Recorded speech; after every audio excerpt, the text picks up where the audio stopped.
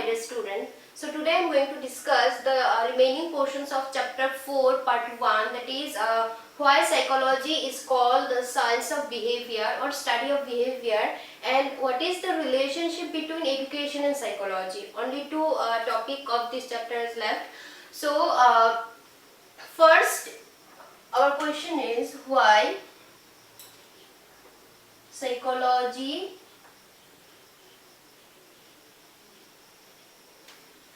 is called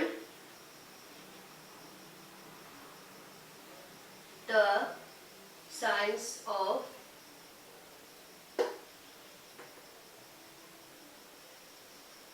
behavior.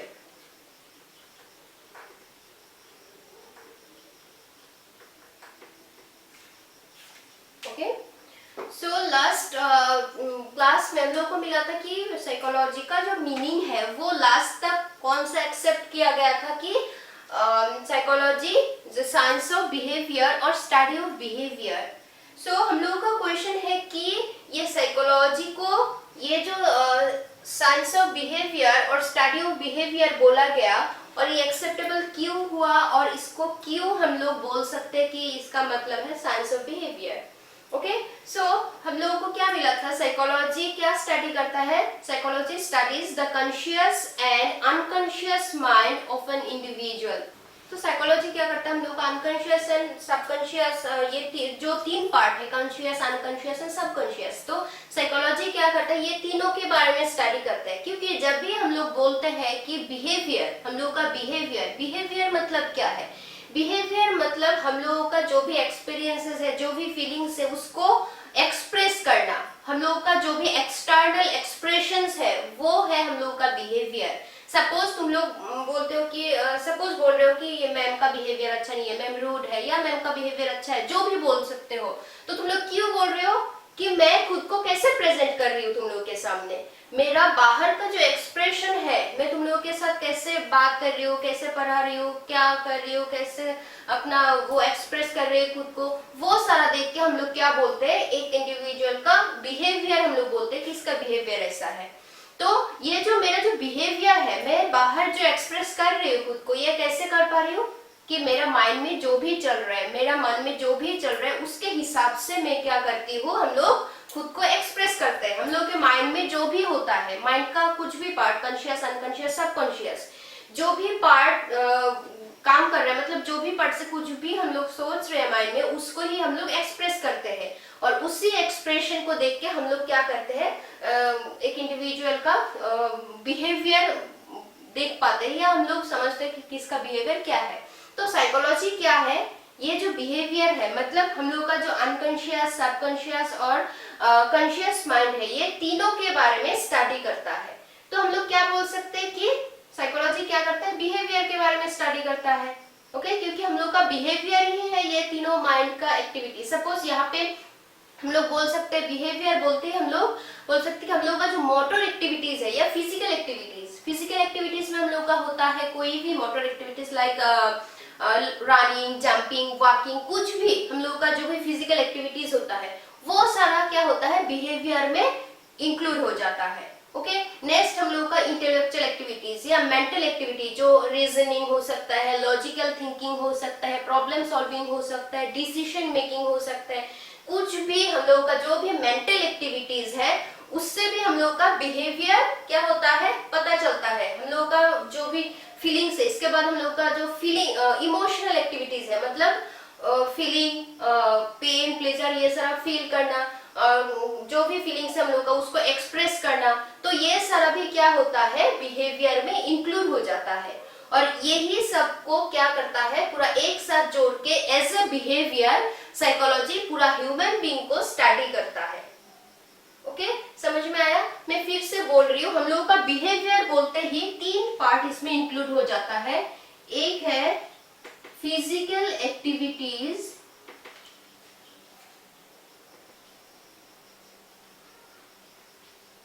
Like running,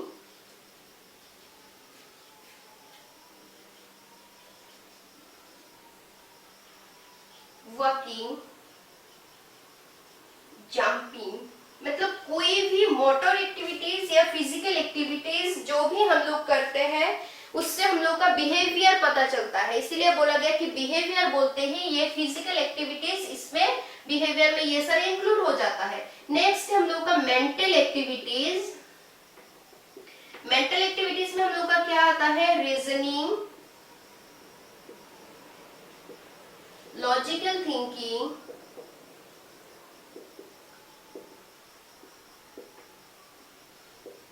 problem solving activities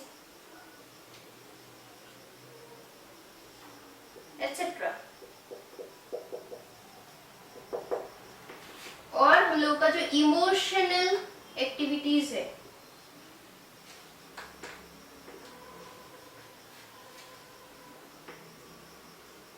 feeling of pain and pleasure. तो ये सारा मिला के physical activities, mental activities and emotional activities, ये तीनों एक्टिविटीज मिला के क्या होता है हम लोगों का बिहेवियर। ओके, तुम फिजिकली जो कर रहे हो, खुद को जैसे एक्सप्रेस कर रहे हो, वो देख के हम लोग का बिहेवियर पता चलता है। तो मेंटल एक्टिविटीज, कुछ भी मेंटल एक्टिविटीज कर रहे हो, जैसे खुद को एक्सप्रेस कर रहे हो, या तुम्हारा इमोशनल एक्टिविटीज, इमोशनली तुम जो भी कर रहे हो, वो ये तीनों एक्टिविटीज से क्या होता है हम लोग का बिहेवियर जो है इसका पता चलता है। ओके, और ये तीनों के बारे में या पूरा बिहेवियर के बारे में स्टडी करता है साइकोलॉजी। ओके, और इसीलिए साइकोलॉजी को क्या बोला जाता है, स्टडी ऑफ और साइंस ऑफ बिहेवियर। ठीक है, क्योंकि साइकोलॉजी क्या करता है हम लोग का बिहेवियर, मतलब हम लोग का कॉन्शियस, अनकॉन्शियस, सबकॉन्शियस, मतलब हम लोग का माइंड में जो भी होता है, जो भी एक्टिविटीज हम लोग एक्सप्रेस करते हैं, ये सब के बारे में क्या करता है साइकोलॉजी, स्टडी करता है। और इसीलिए हम लोग बोल सकते हैं कि साइकोलॉजी इज अ साइंस और study of behaviour. Okay, clear. Next topic है हम लोग का relationship between psychology and education.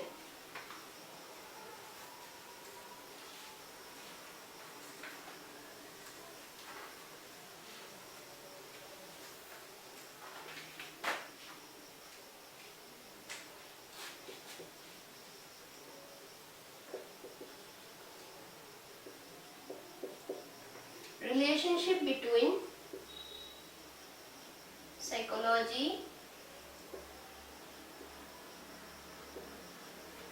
and education।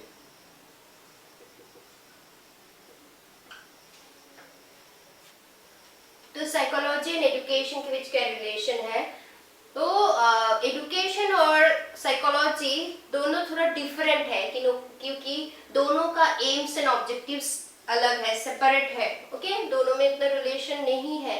और एजुकेशन क्या है, एजुकेशन एक नॉर्मेटिव साइंस है और साइकोलॉजी एक पॉजिटिव साइंस है। तो यहाँ पे हम लोगों को मिला normative science and positive science. तो नॉर्मेटिव एंड पॉजिटिव साइंस क्या है, एजुकेशन एक नॉर्मेटिव साइंस है। तो नॉर्मेटिव साइंस का मतलब है, नॉर्मेटिव साइंस क्या करता है कि कुछ भी चीज वो कैसा होना चाहिए, व्हाट इट शुड बी, वो देखता है, वो स्टडी करता है। कोई भी आइडियाज, कोई भी experience, what it should be. लेकिन पॉजिटिव साइंस क्या करता है, व्हाट इट इज, वो क्या है वो स्टडी करता है, ना कि क्या होना चाहिए। कुछ भी चीज जो ऑलरेडी एग्जिस्टिंग जो है वो चीज स्टडी करता है। और नॉर्मेटिव साइंस क्या करता है, व्हाट शुड बी, ये क्या होना चाहिए ये स्टडी करता है। तो ये थोड़ा डिफरेंस दोनों में है। एजुकेशन क्या है, नॉर्मेटिव साइंस है, और साइकोलॉजी एक पॉजिटिव साइंस है। ओके, तो ऐसा थोड़ा बहुत और दोनों का एम्स एंड ऑब्जेक्टिव्स भी अलग है, लेकिन ये है डिफरेंस। लेकिन हम लोग दोनों को सेपरेट नहीं कर सकते क्योंकि दोनों में बहुत रिलेशन, एक इम्पॉर्टेंट क्लोज रिलेशनशिप भी है। दोनों क्या है, कंट्राडिक्टरी हम लोग नहीं बोल सकते। दोनों का जो रिलेशनशिप साइकोलॉजी एंड एजुकेशन का, ना कि कंट्राडिक्टरी है, वो क्या है, कंप्लीमेंट्री है। एक के बिना और एक क्या नहीं हो सकता, कंप्लीट नहीं हो सकता। एजुकेशन एंड साइकोलॉजी बहुत क्लोजली रिलेटेड भी है, सिमिलरिटीज भी है। जैसे कि हम लोग को दो डिसिमिलरिटीज मिला कि एक है नॉर्मेटिव साइंस और एक है पॉजिटिव साइंस, और दोनों का एम्स एंड ऑब्जेक्टिव्स अलग है, लेकिन दोनों में बहुत सिमिलरिटीज भी है। ओके, इसलिए हम लोग दोनों क्या सेपरेट नहीं कर सकते। तो यहाँ पे बोला गया कि एजुकेशन का जो एम्स है, जो थ्योरीज है, जो लॉज है, प्रिंसिपल्स है, वो सारा डिसाइड कौन करता है? साइकोलॉजी। साइकोलॉजी के बिना एजुकेशन कंप्लीट नहीं हो सकता है। तो एजुकेशन का जो भी एम है वो हम लोग कैसे अचीव कर सकते हैं? हम लोग साइकोलॉजी का हेल्प लेके ही उसको अचीव कर सकते हैं। तो जैसे कि थर्ड चैप्टर में भी हम लोग बोल चुके थे कि आजकल जो एजुकेशन सिस्टम है, इसका मेन टीचर्स का काम ये नहीं है कि टीचर जाके पढ़ाए। मेनली क्या काम है? पहले स्टूडेंट्स को मोटिवेट करे, क्लास में स्टूडेंट का इंटरेस्ट और अटेंशन लाए, उन लोगों को गाइड करे, फिर पढ़ाया जाए। तो ये सब एक टीचर कब कर पाएगा? जब वो टीचर एक स्टूडेंट को अच्छे से जान पाएगा, उस स्टूडेंट्स का नीड्स क्या है, इंटरेस्ट क्या है, वो सारा जान पाएगा, तभी क्या कर पाएगा? उस स्टूडेंट के साथ एक टीचर डील कर पाएगा। और ये सब हम लोग कैसे जान पाएंगे? एक स्टूडेंट्स को कैसे जान पाएंगे? उसका नीड्स, इंटरेस्ट, उसका फीलिंग्स कैसे जान पाएंगे? साइकोलॉजी से। तो एजुकेशनल साइकोलॉजी जैसे एक ब्रांच है, वहाँ पे क्या करता है? स्टूडेंट्स का बिहेवियर स्टडी करता है। तो यहाँ पे साइकोलॉजी हम लोगों को क्या करता है? पूरा एजुकेशन सिस्टम को हेल्प करता है, ताकि पूरा क्लासरूम का, पूरा सभी स्टूडेंट्स का क्या इंटरेस्ट है, स्टूडेंट को कैसे अटेंटिव बनाया जा सकता है, कैसे उन लोगों को मोटिवेट किया जा सकता है, ये सारा नॉलेज एक टीचर को कहाँ से मिलता है? साइकोलॉजी से। इसीलिए बोला गया कि एजुकेशन और साइकोलॉजी बहुत क्लोजली रिलेटेड है। साइकोलॉजी के बिना एजुकेशन कंप्लीट नहीं हो सकता है। जब तक हम स्टूडेंट्स के बिहेवियर, उन लोगों का मोटिव, उन लोगों का इंटरेस्ट नहीं जान पाएंगे, तब तक हम लोग उन लोगों को अच्छे से पढ़ा नहीं पाएंगे, या जो भी समझाएंगे कैसे उन लोग स्टूडेंट्स बेटर समझेंगे, क्या क्या मेथड ऑफ टीचिंग, क्या क्या टीचिंग मटेरियल्स यूज करेंगे, ये सारा नॉलेज हम लोगों को साइकोलॉजी देता है। ओके, हम लोग जिस मेथड से पढ़ाते हैं, नया नया जो इनोवेटिव मेथड्स ऑफ टीचिंग आता है, जो नया नया चेंजेस होता है, वो सारा कैसे होता है, क्यों होता है? ताकि स्टूडेंट्स का डेवलपमेंट हो, स्टूडेंट्स को और अच्छे से जान पे। ये सारा जो भी टीचिंग एड, इनोवेटिव आइडिया जो भी आता है, वो साइकोलॉजी के लिए, साइकोलॉजी की वजह से आ सकता है, क्योंकि पूरा एजुकेशन को, या स्टूडेंट हो, टीचर्स हो, सबके बिहेवियर स्टडी करता है साइकोलॉजी। और ये सारा स्टडी करके जो भी मिलता है रिजल्ट, कि स्टूडेंट्स को क्या चाहिए, उन लोगों का इंटरेस्ट किस में है, कैसे पढ़ाने से और बेटर अंडरस्टैंडिंग होगा, और कैसे उन लोगों का डेवलपमेंट होगा, ये सारा नॉलेज साइकोलॉजी देता है। और उसी के हिसाब से नया नया इनोवेटिव टेक्नोलॉजिकल एडवांसमेंट जितना भी हो रहा है, नया नया teaching ads, method of teaching जो भी आता है, वो सारा साइकोलॉजी के वजह से आता है।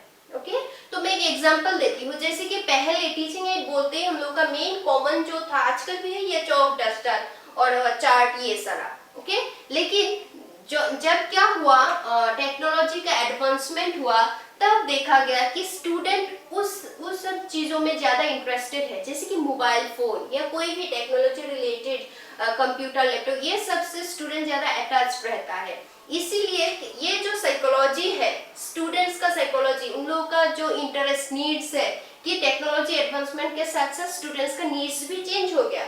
और ये समझने के बाद साइकोलॉजी जब एक स्टूडेंट को स्टडी किया, ये जो रिजल्ट मिला, तब क्या किया?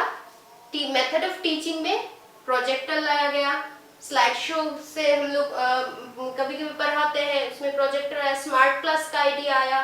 तो एजुकेशन का जितना भी इनोवेटिव आइडियाज है, जितना भी नया नया मेथड्स, टेक्निक्स आता है, वो सारा कैसे हम लोग ला सकते हैं?